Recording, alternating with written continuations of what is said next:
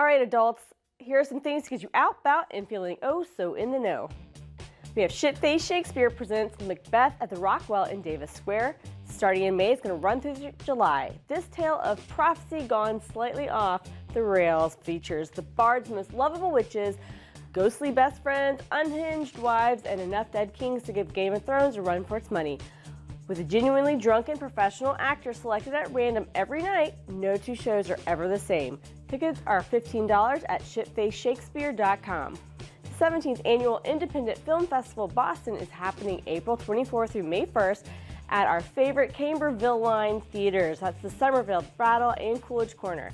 With over 100 films playing at this spring festival, both world premieres and the best films culled from Sundance, South by Southwest, Toronto, and others, you're sure to find something that you will like and that you'll feel culturally superior to everyone else.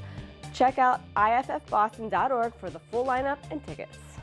April 26th through May 5th is Art Week. This statewide award-winning festival features hundreds of unique and creative experiences that are hands-on, interactive, or offer behind-the-scenes access to artists in the creative process. Experiences could include poetry slam sessions between Walt Whitman and Emily Dickinson, a New Orleans-style jazz jam session, or painting en plein air. Also, tons of kids and family-friendly things to do, like our ukulele festival. Again, this is a statewide thing, so you'll need to head to artweekma.org to see what's happening near you. But it's big, folks. It's big. WICF 2019 features our diverse performers and brings together individuals from all walks of comedy, giving comedy audiences a chance to see work from both local and nationally known comedians and enabling industry a chance to scout terrific talent. The 10th Women in Comedy Festival will be held in spring of 2019 all over Boston. That's the WICF Festival, found at WICF.com. Campfire Festival, it's May 24th through the 27th at Club Passim. Starting as a solution to a bad booking weekend back in 1998. That's 20 years later, the Campfire Festival is the single biggest way that Passim develops new talent and celebrates the Boston area's amazing music scene.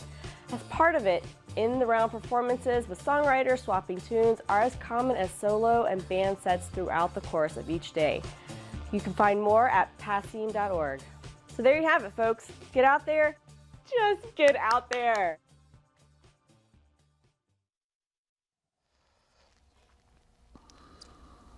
Max, let's go to this, the Boston Theater Marathon. I've always wanted to go to this. Isn't running a marathon hard enough without like theater kids putting in dramatic water stations or, I don't know, historically accurate Emil Zapatek running costumes? Who? No, this isn't a running event, Max. It's an all-day theater marathon. Oh, that's good. I put my Emil Zapatek costume in storage anyway. It just never felt right wearing it after Czechoslovakia split up. Okay, well, you're not going to need an Emil Zappa. Welcome to Happiness in the City. Today, I'd like to focus our attention on something that is really very important, and that is a relationship between fame and words that are connected to fame. Today, almost everybody on earth can become famous because of social media. So we have a reality that is very different from previous times, where fame was connected with very limited situations, and people didn't even have to worry about being known outside of their immediate family and neighbors. So fame refers to the fact of being known, and also to be known in a desirable way. Sometimes fame means being known in prestigious ways. Sometimes it means being loved. Sometimes it means being admired. being connected to large groups of people who want to participate in that person's public appearances. So it is a very fascinating phenomenon. And most of the time, fame refers to what is happening in the context of television, in the context of radio, film industry. But today, fame also included technology. I'm in a situation that I know how to make people famous. It's hard for me to make myself famous. And there's a long story to it. So when I got involved with technology, I thought it would be great to apply fame to technology, and it happened. And now we have a situation in which people connected to technology in ways that former generations connected to other activities like film or theater. And a lot of people are fascinated with the fact that they have such easy access to technologically developed platform that they can become famous. And now we have tremendous number of people who became very famous. They are very much loved and admired, and they would have had no chance before. So we have a situation in which technology became a way to develop a very new concept of fame. And I remember the times when I realized that internet was the future of communications, and that God had favor on me in this promotion of technology. So I realized how important it was to make the very idea of internet famous. And as great fortune has it, someone from MIT world agreed and gave $100 million and put all the coursework of MIT, Massachusetts Institute of Technology, a very prestigious institution, recognized all over the world, with fame recognition all over the world. And people all over the world became very curious. What is it that internet that makes it all possible? So internet about 20 years ago became very famous because of that, because of what MIT did with the coursework. So we see the value of prestige and the value of fame to promote a great idea. And I think that today some people are concerned that fame became so popular, and there are groups of people who love it and want to shield it, and there are some other people who became very jealous about it and want to destroy it. And usually the way they do it is they take an exception, some criminal who does something bad, and then they want to apply it to the entire realm of technological fame. So this is an evil in itself, because if somebody applies someone's crime to destroy all the good that is happening in technology, that it becomes also a criminal act. So we have a situation which we have to develop shield. We have to develop a way to secure that new opportunities of fame in technology, because it's good. It created creativity in children that was unheard of before. Children love to learn. I have a nephew, and he is more educated in his age than I was at his age because of technology, because of all the learning opportunities in the world that created the possibility of development of curiosity in a very free way. So my nephew is in his early 20s, and he's already as if he had education from a PhD level. And there are many other people like that. There are people who have been very enthusiastic about developing the talents within them that would have been disapproved in traditional educational settings. There are people who show their achievement or their family's achievement in ways that would have been impossible in traditional settings because of the restrictions that were placed on traditional media. So I'm 100% for continuation of the development of fame in the context of technology. In fact, I am fascinated by what happened. I had no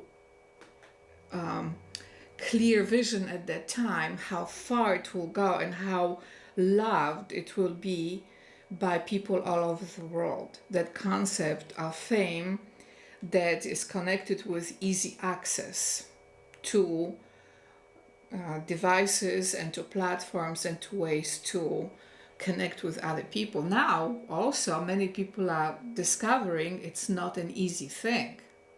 It's not assured like it used to be in the old means of fame resourcing. In the new technology, the access to fame is easy, but becoming famous is not that easy. It depends on so many factors. And one of the things that it depends on is courage of a person to connect to large numbers of people. And this is what actually has been limiting me, because I have vision of the world, but I have a certain need to develop courage to connect with large numbers of people. And I'm believing that by God's grace it will be possible. But it's a certain self-limiting connection to fame that stems from a very complicated history of fame in Europe, because traditionally the fame in Europe was connected to royal courts. And then some forces happened, and that fame connected to God and royal courts became suppressed, and fame became very controlled by authorities who wanted to suppress presence of divine heritage and wanted to develop only human forms of fame and very sometimes atheistic ways to becoming known and to developing reputation. So within my family there was this conflict between desire to be famous only in the context of divine light versus the reality of civil laws that wanted to suppress it, and they wanted to take over that fame on themselves, but then they had to become like witchcraft, very controlling, very limiting. So when I was developing the very concept of fame for technology, it was in the 90s, early 2000s, I had to make a choice which way I would go. And obviously I chose the divine light way. And that comes with love. And it comes with no control. In other words, that the design of access is sufficient control to create that fame, because I don't need that atheistic control, and I don't need the separated way from the traditional royal courts, because in my vision it's inferior and it's very limiting, and it created a lot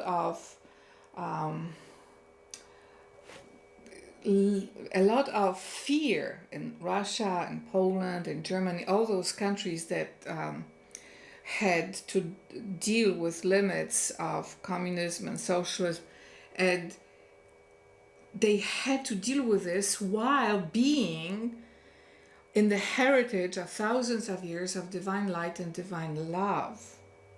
So I know that tension. And what is happening today in social media is those forces of atheistic controlling limits want to once again hit on the divine life and divine light and divine love that created fame within technology. So I want you to be very aware of this. The way I connect my faith and divinity is through divine love. The individual salvation, what happens with our destinies in the afterlife, that is the realm of the relationship of people between themselves and priests. I come from royal tradition of being a princess. So my purpose is different. My purpose is to create circumstances of loving peace within the context of daily life.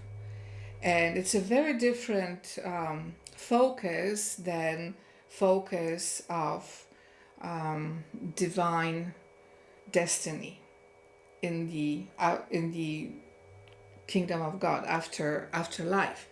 So we have to have clarity on this, because if we do not focus on that liberty that comes with divine light and divine love, then we'll fall back into the evil of controlling fame. And that is evil. So now we have a struggle between good and evil.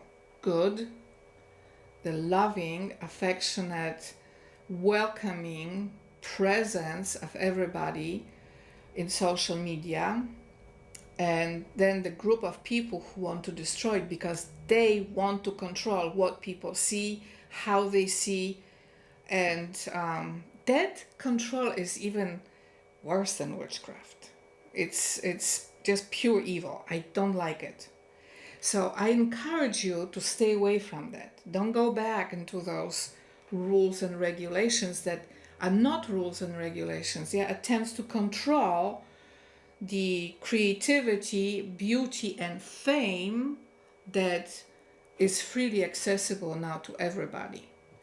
Now, I understand that there are some situations that need to be dealt with because maybe someone is using social media to create a scam, but that's a very minor issue because that can be dealt with easily.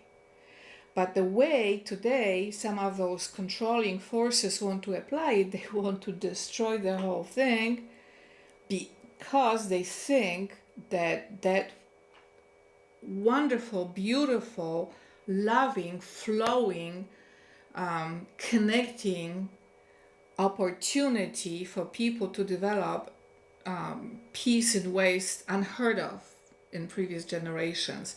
So those limiting forces, they want to replace that. They want to be the controlling force, but they bring evil. They are worse than those marginal people that cause trouble because they want to destroy good.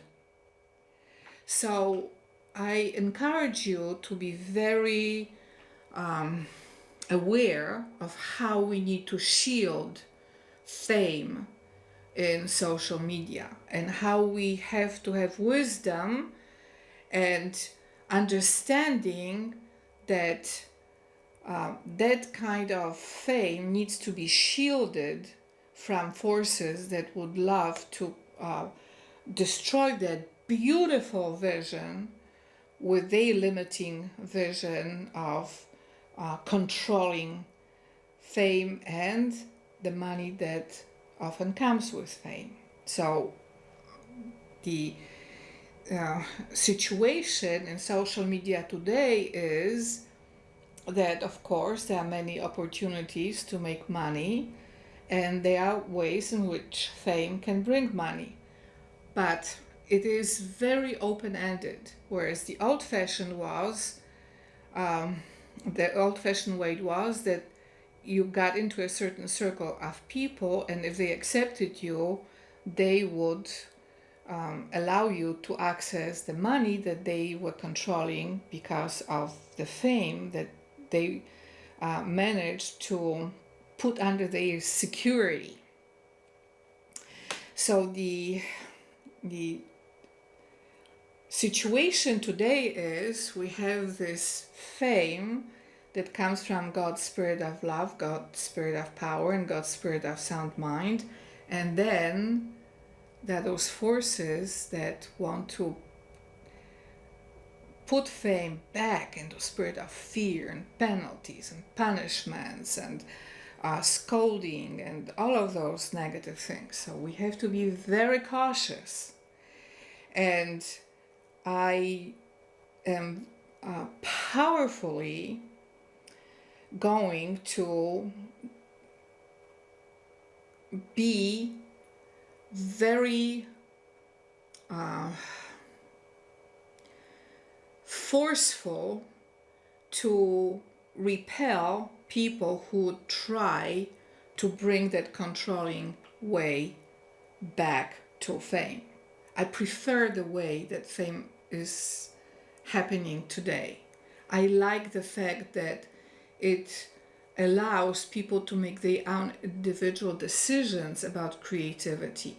I love the way people develop their own audiences. It brings me great pleasure to see children already thinking about writing plays and poems and songs and listening to their friends' creative, artistic endeavors.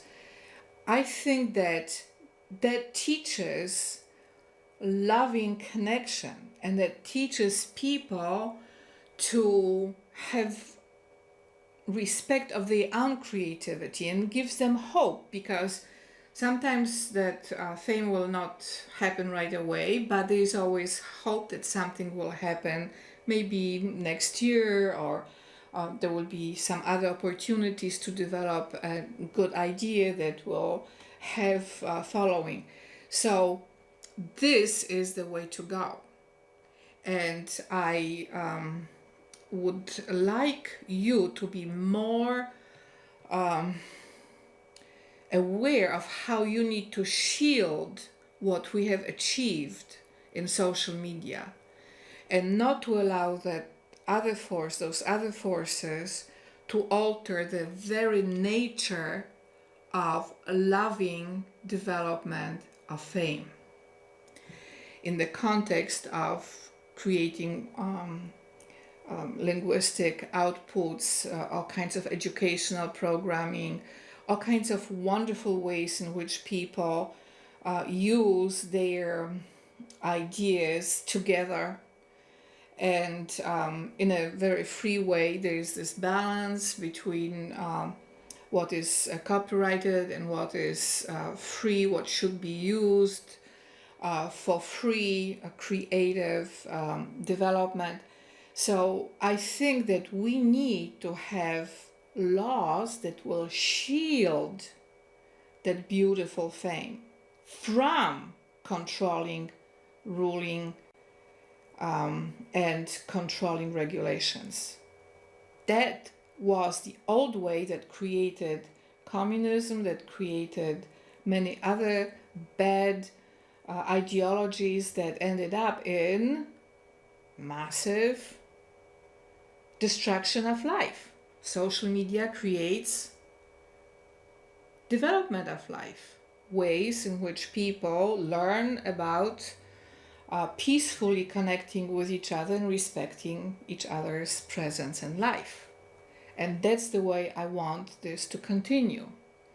So may God's light and God's security bring in shield on that amazing technological fame, and may this shield of beautiful fame bring in more sense of safety from the point of view of liberty.